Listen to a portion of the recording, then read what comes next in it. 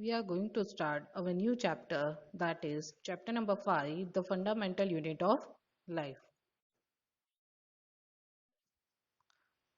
Topics which will be covered in this chapter are introduction of cell or discovery of cell, discoveries of cell, what are living things made up of, cell theory, what is a cell made up of, what is structural organization of a cell, plasma membrane, cell wall, nucleus, cytoplasm, and cell organelles.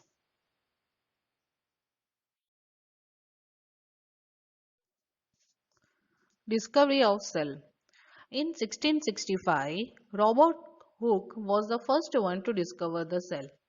He observed the cells in a cork slice with the help of a primitive microscope. What is cork? Cork is a substance which comes from the bark of a tree. He saw that cork resembles the structure of a honeycomb, which is consisting of a many little compartment. See the picture which is given below. It is the picture of the honeycomb. If you see it properly, that there are many little compartments in it. We call these compartments as cell. Cell is a Latin word for little room.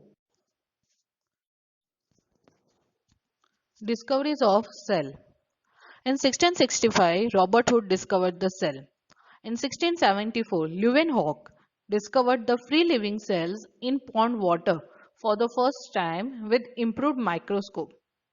In 1831, Robert Brown discovered the nucleus in the cell. In 1839, Purkinje coined the term protoplasm for the fluid substance of the cell.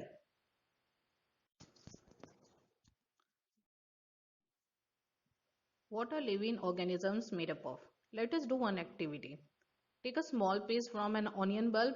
With the help of forceps, peel off the skin from inner side of the onion. Put it immediately in the water in watch glass to prevent the peel from getting folded or getting dry. Take a glass slide. Put a drop of water on it and immediately transfer the peel from the watch glass. It should be perfectly flat on the slide. Put a drop of saffron in solution on this piece followed by a cover slip. Now, take care to avoid the air bubbles. Observe it under the microscope. Here, what do you mean by saffronin? Saffronin is nothing but a dye which is used for coloring the contents of the cell. As the contents of the cell are colorless and it will be very difficult to observe under the microscope.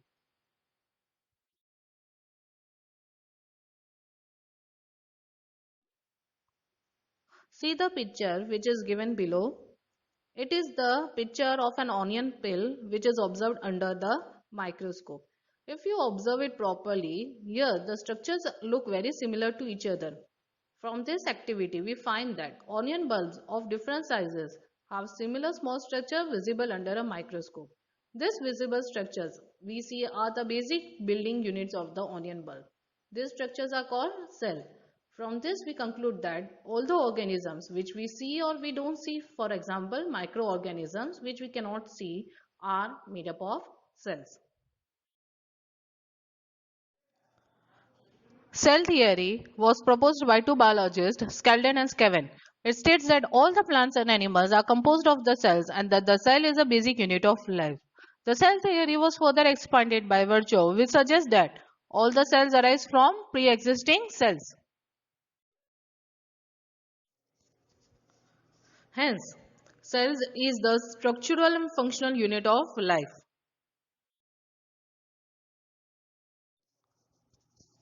Cell organelles.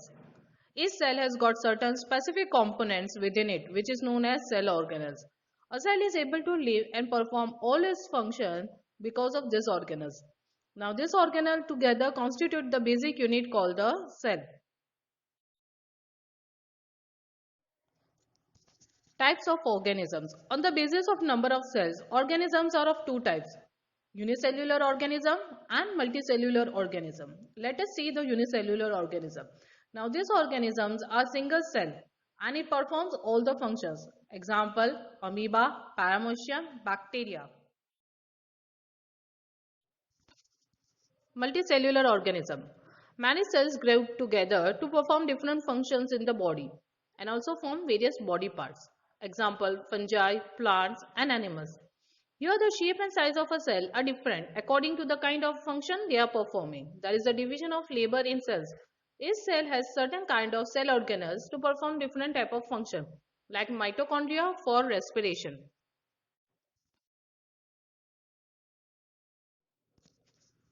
Types of cells. There are two types of cell, prokaryotes and eukaryotes. Let us see the characteristics of prokaryotes. Cells of these organisms lacks nuclear membrane. Nucleolus is absent. Single chromosomes. Reproduction is always asexual. They are unicellular. Membrane-bound organelles are absent. Centriole is absent. Example, bacteria, blue-green algae.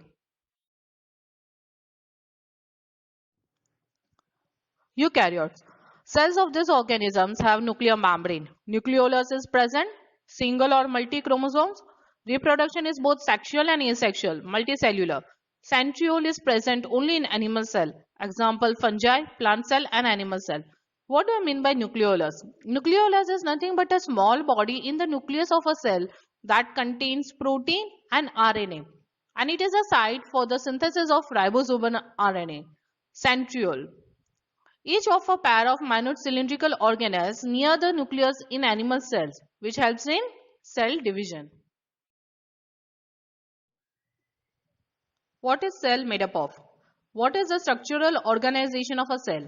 Now the cell has a special components called the organelles. If you study a cell under the microscope, you will come across three features in almost every cell. Which are they? Plasma membrane, nucleus and cytoplasm. Now, all the activities inside the cell and interaction of the cell with its environment are possible due to these three features.